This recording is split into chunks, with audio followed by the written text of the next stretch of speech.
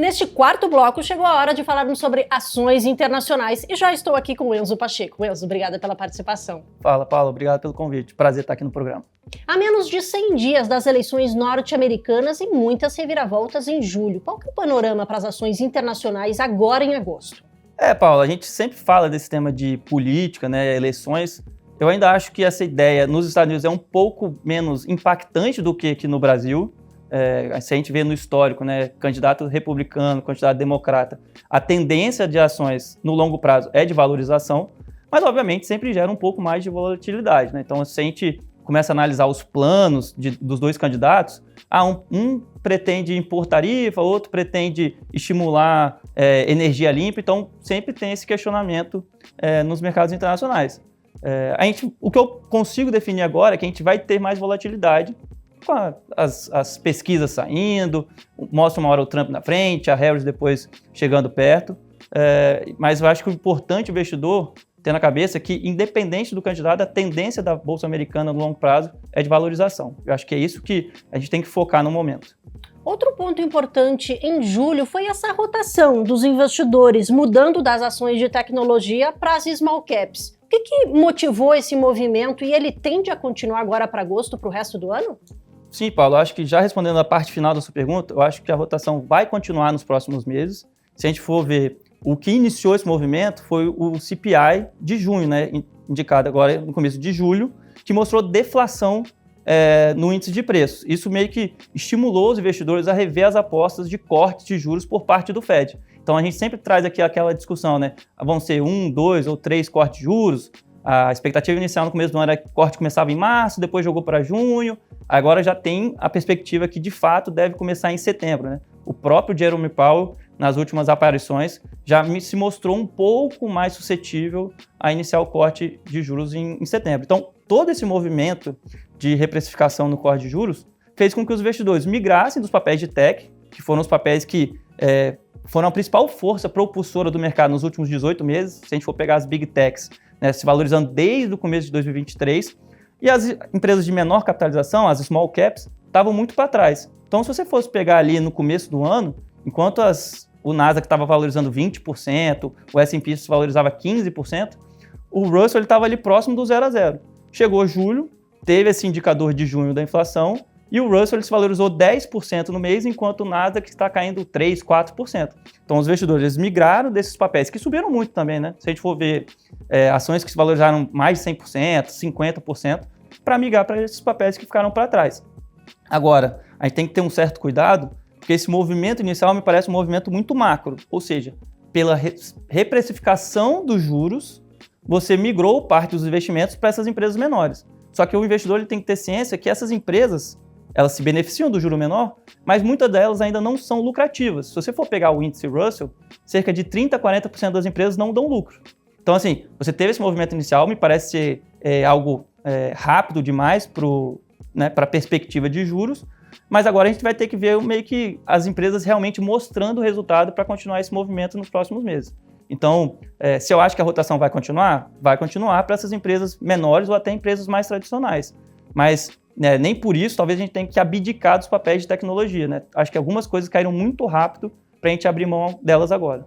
E como você enxerga esse movimento de rotação? Como um problema ou como uma oportunidade? Olha, eu acho que, na verdade, a gente pode ver como os dois. O problema, porque quando a gente vê as big techs, elas têm uma participação muito grande nos índices.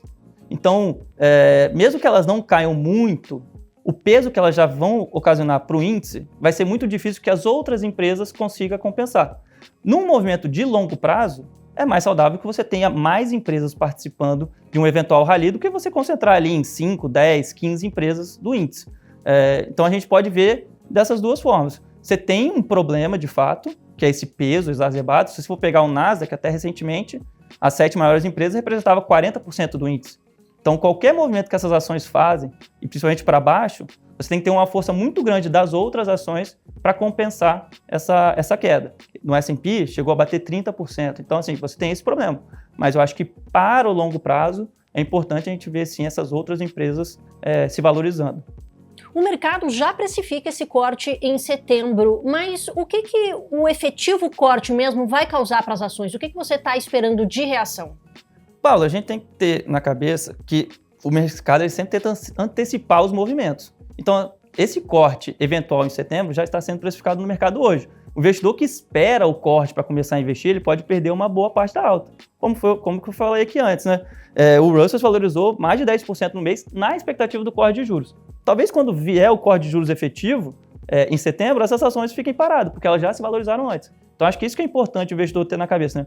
Ele não ter muito para investir a partir de determinado acontecimento, tentar antecipar esse movimento para conseguir capturar a maior parte dos ganhos. Porque se você esperar o acontecido, todo mundo no mercado já sabe que, né, quando chegar perto da decisão, que provavelmente o Fed vai cortar os juros. Isso não vai ser uma novidade, por assim dizer. E aí a gente vai ter que ver se nas próximas reuniões o Fed vai continuar cortando os juros. Aí você pode ter a continuidade desse movimento, principalmente para essas empresas menores, que têm um impacto muito importante da sua despesa financeira relacionada aos juros. Mas, efetivamente, o de setembro, eu acho que já foi feito o movimento antes. Mas o investidor tem que se antecipar a possíveis novos cortes daqui para frente. E como você se antecipou a esses movimentos para montar a carteira de agosto? Bem, na carteira de agosto eu ainda tenho uma composição que a gente sempre trata aqui, né, que é meio a meio, meio empresas de tech, meio empresas de tecnologia. Eu sei que pode parecer um pouco contraditório com o que a gente disse aqui antes, mas quando você olha indicadores técnicos, parece que esse movimento, principalmente nas ações de tecnologia, veio muito rápido. Então eu acho que você pode ter um alívio no mês de agosto, mas talvez daqui para frente, nos próximos meses, a carteira tem que ter menos empresas de tecnologia do que empresas tradicionais. Mas para agosto, a gente manteve ainda uma posição em empresas de tecnologia e fez algumas mudanças nas empresas tradicionais. Então, eu tirei as ações da United Health, que eu coloquei no mês passado, para colocar as ações da Visa, né, a maior processadora de pagamentos do mundo. Eu ainda gosto de United Health, mas como o movimento foi muito forte, você também pode ver uma realização no curto prazo. E a Visa ainda está muito parada, ficou para trás. Existem alguns receios em relação ao negócio, a eventual surgimento de novas formas de pagamento, como o FedNow. Então, isso tem criado uma dúvida nos investidores e a ação ficou parada comparado com a ação da United Health. Eu sei que são setores diferentes, mas são empresas mais tradicionais. E ainda nessa parte tradicional, eu reduzi as ações de BP e aumentei as ações de McDonald's. As duas soltaram resultados recentemente. Foram resultados mistos, né? Mas as ações do McDonald's performaram bem desde então, enquanto as de BP ficaram ali paradas e tal. A grande questão para reduzir BP é a perspectiva do preço do petróleo, que caiu bem nesse mês de julho. Você tem ainda questões geopolíticas importantes, mas ainda assim você viu o Brent sair de 85 para 80 dólares, o WTI de 80 para 75. E eu não consigo ver um movimento, pelo menos nesse curtíssimo prazo, para fazer as ações se valorizarem. Já a McDonald's, como eu falei, né, o resultado não foi tão bom, mas os investidores gostaram das notícias e acabaram fazendo com que ela se valorizasse. Talvez no curto prazo era necessário fazer essa migração desses fatores geopolíticos para uma coisa mais intrínseca a uma empresa. Então, aí eu fiz essa troca nessa parte das economias tradicionais da nossa carteira. Visa e McDonald's são duas das ações indicadas para o mês de agosto em ações internacionais. Para acessar o relatório completo, é só clicar no link da descrição. É de graça.